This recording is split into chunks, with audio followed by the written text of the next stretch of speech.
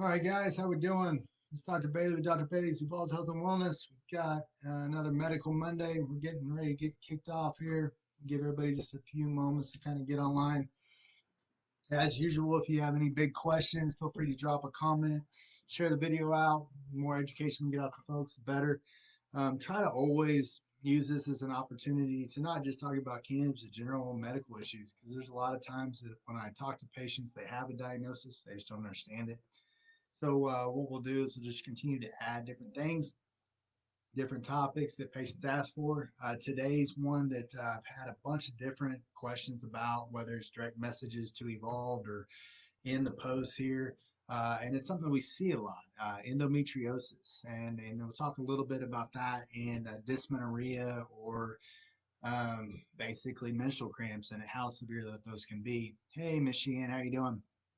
And there's a lot of different variabilities that go into all this. And this is not, I guess I should start prefacing by this saying this is not direct medical advice on any specific patient, but just general basic knowledge. And by all means, feel free to stop in and give me a message or shoot me an email or give us a call, and I'll be glad to kind of sit down and go over individual stuff with you. But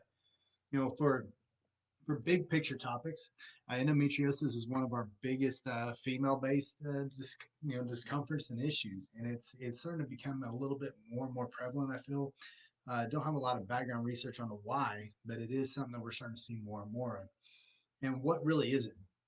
Well, basically, what you have is you have uterine tissue that's kind of being dropped all over the abdomen, which is, hey, how you doing, sir? Is one of those things that you're going to get the symptoms of uterine contractions all over the abdomen, depending on where those tissues happen to set.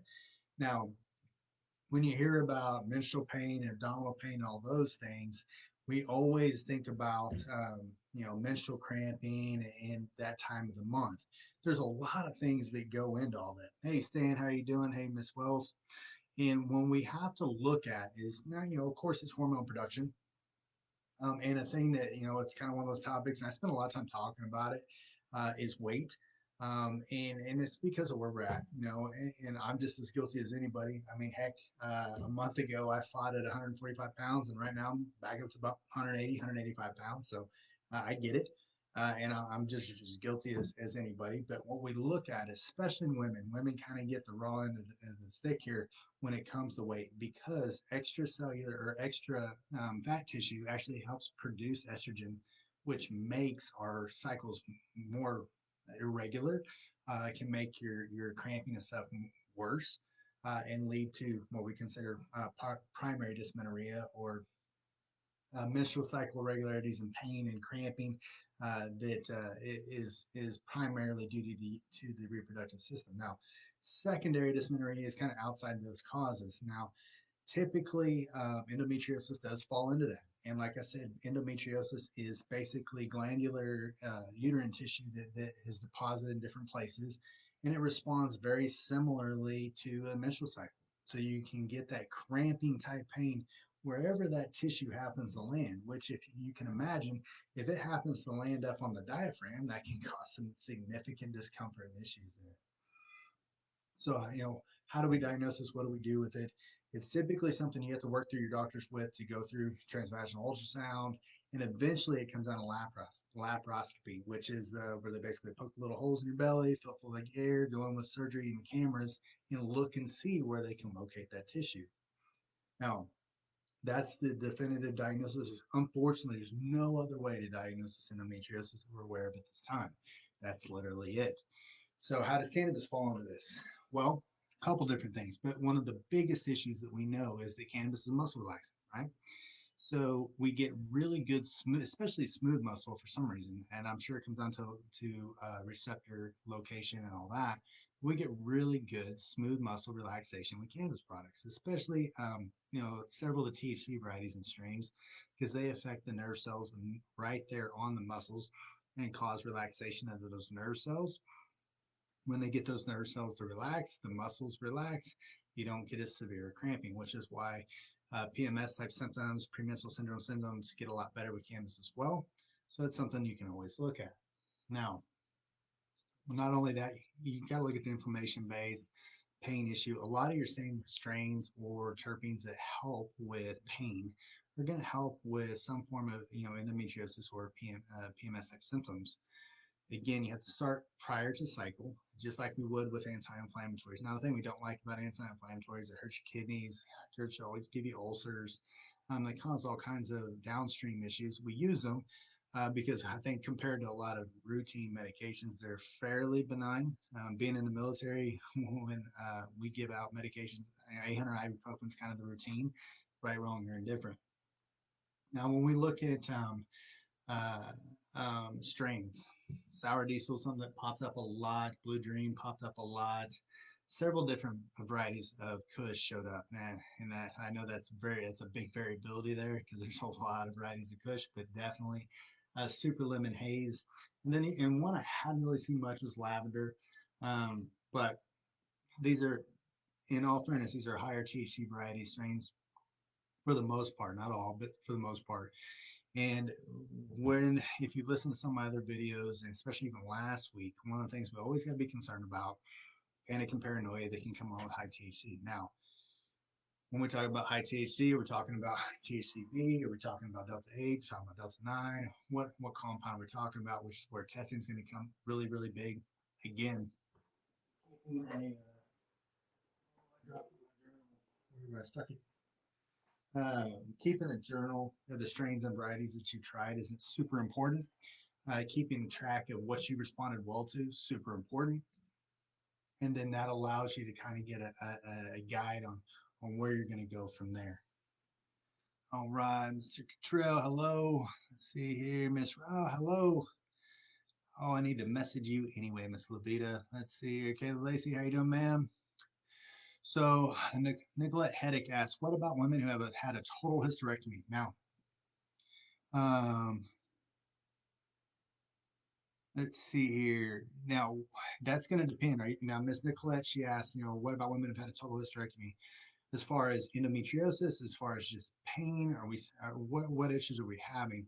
Because if you've had a total hysterectomy, you shouldn't be having. If you're still having pelvic pain, then that needs to be looked up and evaluated as a possible surgical complication or something going on post-surgical, because you really shouldn't have any tissue left theoretically in total hysterectomy to cause the cramping issues that we're discussing here. So that would be something interesting to kind of look at.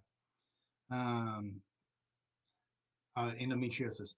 So, Nicolette, if you've had a total hysterectomy, when they did the hysterectomy, they should have been evaluating the abdominal cavity and especially the pelvic cavity for any type of tissue like that. So if you're still having issues post hysterectomy, it may be a thing where they need to go back and do a laparoscopic evaluation to look and make sure that they don't visualize any further endometrial tissue or uterine tissue in the cavity there, because that could technically cause that issue. And if you've ever witnessed or been on looked on YouTube and seen some of these surgeries, it'd be easy to miss something because the bowels just kind of float around in there. So I could see how some small pieces could be missed, but again, they would probably need to visualize that for sure. Let's see here. Sour diesel, mimosa. Those are pretty popular strains that seem to do well. Just again, you have to monitor for paranoia and panic with the high THC varieties. The more and more I look into pain though, and I think this is going to be a big topic going into the future, is how CBD and THC work together. Inflammation relief as well as affecting the nerves with CB1 receptors from THC varieties. I think that's going to be a whole new area of research going forward. Let's see here. What strain would you recommend for bad essential tremors? So Jane Scott asked for essential tremors. Biggest thing for essential tremors is going to be calming down the inflammation in the nerve. So I would probably again say something close to a 1-to-1, 60-40, either direction, depending on what you respond better to. Some people are going to respond better to a sativa dominant. Some are going to respond better to a slightly indica dominant. But you're going to want to take the inflammation down around the nerve base, but then you're also going to look at the THC, because THC is going to calm that nerve firing, and that nerve firing is what causes issues with MS, with Parkinson's, and so on and so forth. So you're going to want to calm down that nerve. So I can, you're definitely going to want some sort of some variety of THC, probably, just guesswork, 18-20%, something like that. See what you respond to individually. Those are great questions, guys. I really appreciate those. Kind of gives me an idea of what people are looking at, what they're interested in. Um, I've had a lot of people request different things from um, topics as far as for women. There's a lot of talk about vaginal and suppositories and whatnot, and there's a lot of folks making their own. Um, Kind of hit or miss on that topic. I'm not gonna lie. I feel like that's something that should probably be done as professionally and legitimately as possible, in order to try to get as much benefit as possible, without having the concerns of risk. Because anytime you're going to take anything in, and especially in an area that's as sensitive as that, or it could have some long-term complications as that, I'd be extra cautious. And I've had some people message the clinic about some homemade, suppositories and whatnot. And again, that's kind of the same answer that I gave them. My pleasure, Miss Jane. Again, guys, topics. I'm open to whatever topics you guys are interested in. This is something that was asked about by a couple different people after last week, and so I wanted to make sure I hit on that. Probably going to be doing some more in the very near future. If you're following along a little bit, I'm actually going to have surgery sometime between Christmas and New Year's to have my ACL repaired, which is another reason why I've gained 20 pounds, because I can't do anything and it's frustrating. But what I'd like to do is I'm probably going to start showing what I do, um, what I'm going to do for weight loss, what I'm going to do for exercising, what I do for diet, all of that stuff, surgery, physical therapy, recovery, kind of go through the process, because I talk about it, preach it all the time, and I want people to understand that I understand where you're coming from, and I know that sometimes this stuff sucks, but it gets easier, and it also gets easier when you have accountability. So I'll have you guys hold me accountable. Now, again, if you get into this, have any struggles, issues, concerns, shoot me a message on Facebook, comment on the videos here. I'm trying to make sure I get through those as much as possible. Share the videos out. The more people that we can get to check into these videos, the more information we get out to folks, the better the programs get. Whether they use me for recommendation or not doesn't matter. At the end of the day, they're going to learn more about cannabis and maybe get some more benefit from it. One of my big beasts is if you just get a piece of paper from a doc and say, here you go get your cannabis license, you're really not getting out what you could have. And there's a ton of stuff there, and it's way more in depth than a lot of people give it credit for. And there's some really awesome potential there. So again, guys, last thing, I put out last video, and this is another thing I really want people to pass out. I've got one family so far, or one individual for Christmas. I'm looking for a few folks that are just struggling, need some help. I'd like to see what we can do to make sure that people have a decent Christmas. If I do two things every year. I blow up a lot of fireworks, and I love Christmas. My house looks like National Lampoons right now. I'm not gonna lie, got a lot of lights. But that's something that's really important to me, and especially in this time of year, in the year that we've had. 2020 has been rough on everybody.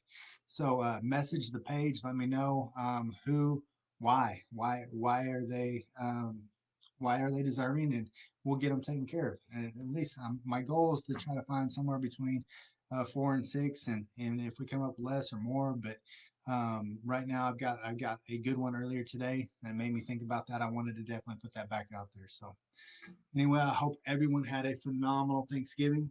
Um, the clinic will be closed December 18th to the 24th.